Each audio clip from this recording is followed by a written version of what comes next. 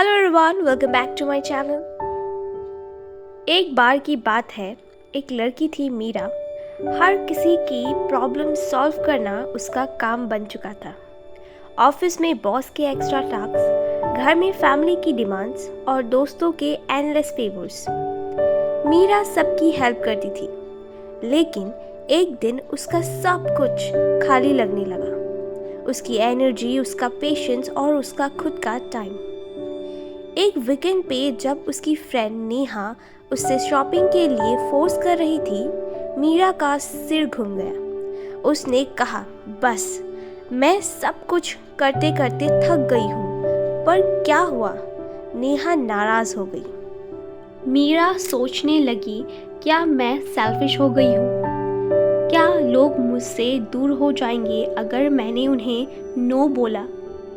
आपको यह मीरा वाली सिचुएशन रिलेटेबल लगती होगी, क्योंकि हम सब कभी ना कभी ऐसे फेज से गुजर चुके हैं, लेकिन कहानी यही खत्म नहीं होती। मीरा ने एक डिसीजन लिया। वो अपने लिए हेल्दी बाउंड्रीज सेट करेगी, और वही डिसीजन उसके लिए एक गेम चेंजर बन गया। जब मीरा बाउंड्रीज सेट करने के जर्नी पे निकली, तो उसने यह रियलाइज़ किया कि बाउंड्रीज़ का मतलब सेल्फिश होना नहीं होता। बाउंड्रीज़ का मतलब होता है अपने टाइम और एनर्जी का रिस्पेक्ट करना और अपने मेंटल पीस को प्रोटेक्ट करना। लेकिन वो यह भी समझ गई कि इस जर्नी में सबसे पहले लोग आपको मिसअंडरस्टैंड करेंगे, लेकिन एक बार जब आप अपने लाइफ को कंट्रोल में लाना शुरू करते हो, तो लोग आपकी रेस्पेक्ट करने लगते हैं। मीरा ने एक डायरी निकाली और लिखना शुरू किया। मुझे क्या चीज़ें अपसेट करती है? मुझे कब लगता है कि लोग मेरी लिमिट क्रॉस करते हैं? उसने रियलाइज़ किया कि उसे अपना अलोन टाइम ज़रूर चाहिए, और उसे यह भी पसंद नहीं था कि कोई उसके संडेज खराब करे या डिस्टर्ब करे। आप भी अपनी लाइफ के पैटर्न्स देखना शुरू करो। कहाँ आपको लगता है कि आपका कंफर्ट जोन तोड़ दिया जाता है?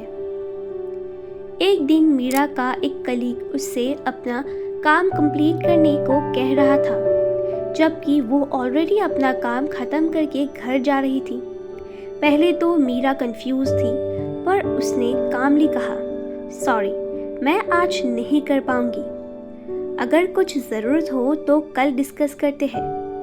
पहले तो कलीग को अजीब लगा, पर कुछ टाइम बाद उसने रेस्पेक्ट करना शुरू कर दिया। सिंपल और पोलाइट नो बहुत पावरफुल होता है। मीरा के एक कज़िन बार बार उसके late night study sessions disturb करता था। मीरा ने एक दिन क्लियरली कम्युनिकेट किया, मैं 10 बजे के बाद कोई भी कॉल नहीं ले सकती। मुझे सुबह के लिए फ्रेश रखना होता है।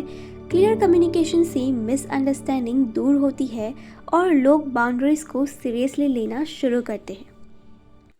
मीरा की सबसे बड़ी स्ट्रगल यह थी कि जब उसका बेस्ट फ्रेंड उसे फोर्स करता था कि वो अपने रूल्स तोड़ दे, तो वो पिघल जाती थी। लेकिन उसने अपनी बाउंड्रीज का रेस्पेक्ट करना सीखा। उसने डिसाइड किया कि अगर वो अपने बाउंड्रीज पे खुद टिकेगी, तभी लोग उसे सीरियसली लेंगे, और उसका डिसीजन काफ़ी स्ट्रॉन्ग प्रूफ बना। डेली लाइफ एग्जाम्पल्स तो इंस्पायर यू कि मीरा के छोटी छोटी बाउंड्रीज के एग्जाम्पल्स आप भी अपनी लाइफ में अप्लाई कर सकते हैं। ऑफिस आवर्स की बाउंड्रीज हो, जैसे कि ऑफिस के बाद काम की ईमेल्स चेक ना करना और अपनी फैमिली के साथ टाइम स्पेंड करना। मीरा ने यह रूल बनाया था, और इससे उसका स्ट्रेस काफ़ी कम हो गया। फ्रेंड्स के साथ बाउंड्रीज क्रिएट करना। जब मीरा का एक फ्रेंड उसका टाइम वेस्ट कर रहा था गॉसिप करके, तो उसने पोलाइटली कहा, मैं अब ज़्यादा प्रोडक्टिव और पॉजिटिव कन्वर्सेशंस पे फोकस करना चाहती हूँ।